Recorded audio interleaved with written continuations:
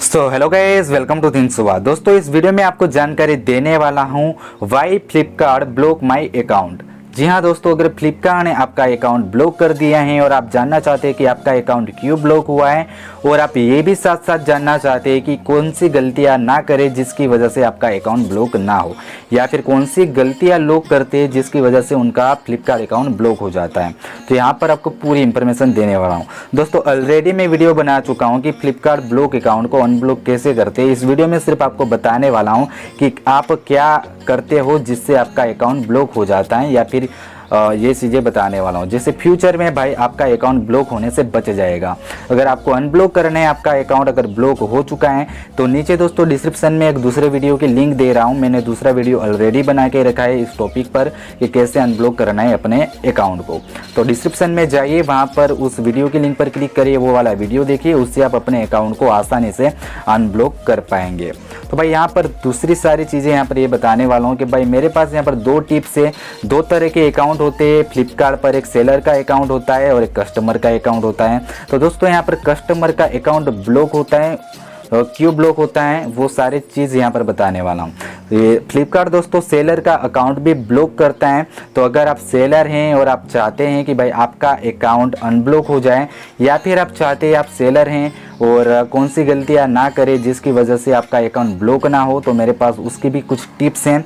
तो अगर आप दोस्तों सेलर हैं तो नीचे कमेंट करके बताइए कि अगर आपको जानना भी है, आप कस्टमर है और आपको जानना है कि भाई कौन सी गलतियां ना करें, कस्टमर कौन सी गलतियां करता है जिसकी वजह से उसका अकाउंट ब्लॉक हो जाता है, और सेलर को भी कौन सी गलतियां नहीं करनी चाहिए। जो फ्लिपकार्ट पर जो सामान बेचता है उसको सेलर बोलते हैं, तो वो कौन सी गलतियां नहीं करेगा जिसकी वजह से उसका अकाउंट ब्लॉक नहीं होगा।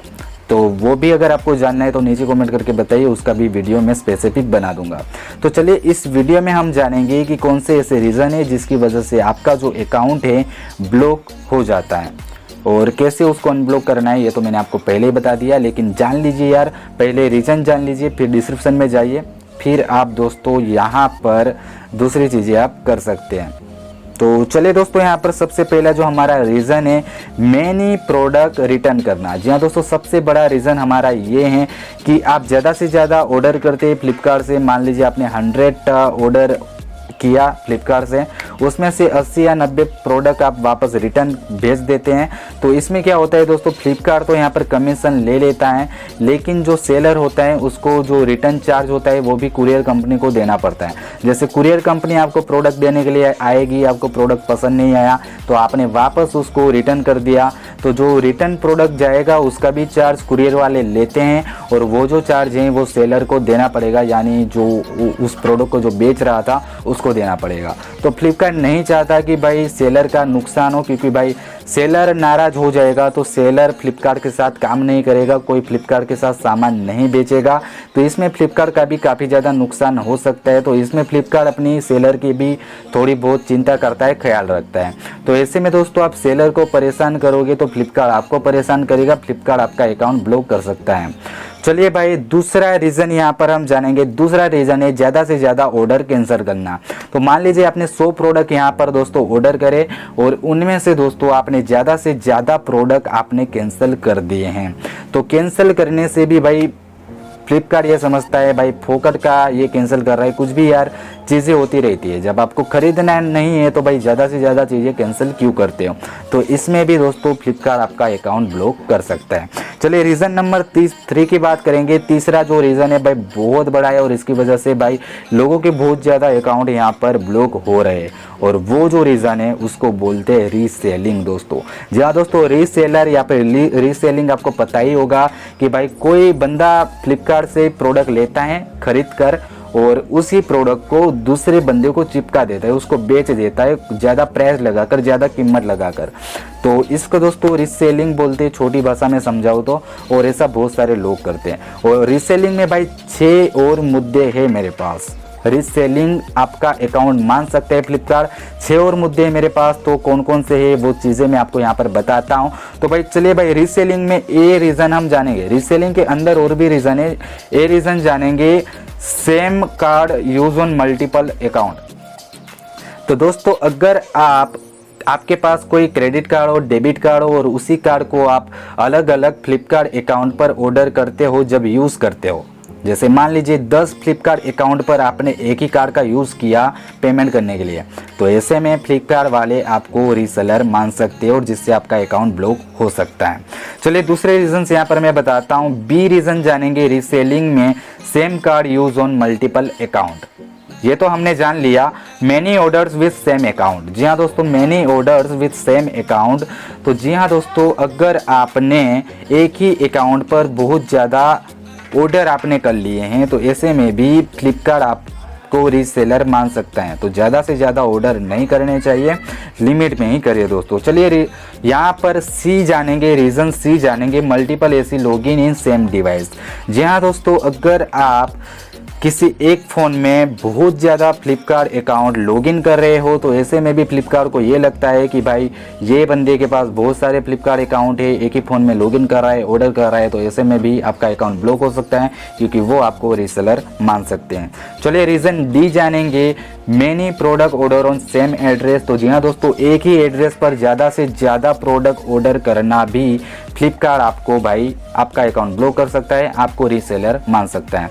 तो एक ही एड्रेस पर बहुत ज़्यादा प्रोडक्ट ऑर्डर करते रहते हो तो लिमिट में ऑर्डर करने चाहिए, बहुत ज़्यादा नहीं करने चाहिए। मैनी यहाँ पर जानेंगे, सेम एड्रेस पर करो या फिर अदर एड्रेस पर। तो यहाँ पर many product order on other address with same account. तो एक ही अकाउंट से दोस्तों आप अलग अलग एड्रेसेस पर बहुत सारे प्रोडक्ट आप ऑर्डर कर रहे हो, तो अलग अलग एड्रेस पर भी अगर आप कर रहे हो तो वहाँ पर भी आपको रीसेलर माना जा सकता है दोस्तों। चलिए यहाँ पर ये सारे रीज़न थे दोस्तों, और इसके बाद और एक रीज़न जानेंगे। रीसेलिंग का पार्ट यहाँ पर ख़त्म हो गया, रीसेलिंग की बात हो गई। चलिए रीज़न नंबर यहाँ पर हम जानेंगे 4। रीज़न नंबर 4 है पॉलिसी वायोलेशन। ये एक बहुत बड़ा मुद्दा है पॉलिसी वायोलेशन वाला।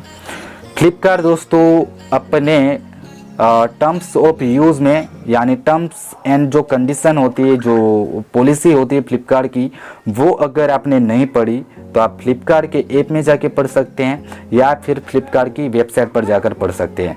और वहाँ पर उन लोगों ने फुल्ली मेंशन करके रखा है कि आप कोई भी गलती करते हो, चाहे वो सेलर हो या फिर कस्टमर हो, सेलर या कस्टमर दोनों के लिए ये चीज़ एप्लीकेबल है।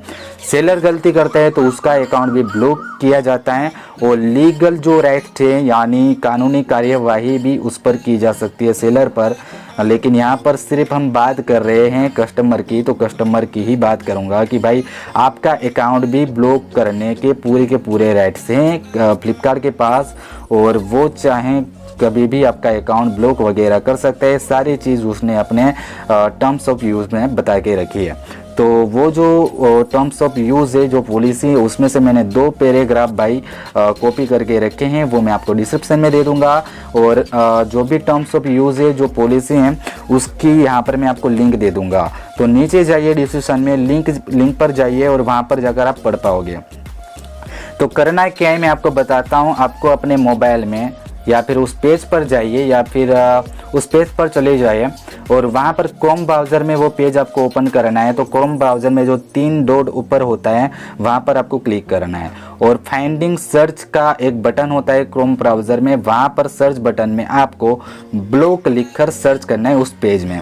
तो आपको कम से कम 24 वर्ड आपको नज़र आएंगे, जिनमें से जो 2 पैराग्राफ मैंने आपको बताया है वो भी पैराग्राफ आपको मिलेगा और उसको अच्छे से आप पढ़ लेना, तब आपको समझ में आ जाएगा कि फ्लिपकार्ट ने पहले से बता के रखा है अपनी पॉलिसी में कि आप इस तरह की चीज़ें नहीं कर सकते हो। ठीक है, तो पॉलिसी वायोलेशन करना भी एक बहुत बड़ी चीज़ है भाई, ज़रूर बचना चाहिए इससे। इंग्लिश में लिखा होगा तो अगर आपको इंग्लिश ठीक से समझ में नहीं आती तो आप हिंदी में ट्रांसलेट उसको कर लेना, गूगल ट्रांसलेट का इस्तेमाल कर सकते हो। ठीक है, तो चलिए यहाँ पर जानेंगे रीज़न नंबर 5। यहाँ पर रीज़न नंबर 5 जानेंगे, आपका अकाउंट ब्लॉक होता है उसका।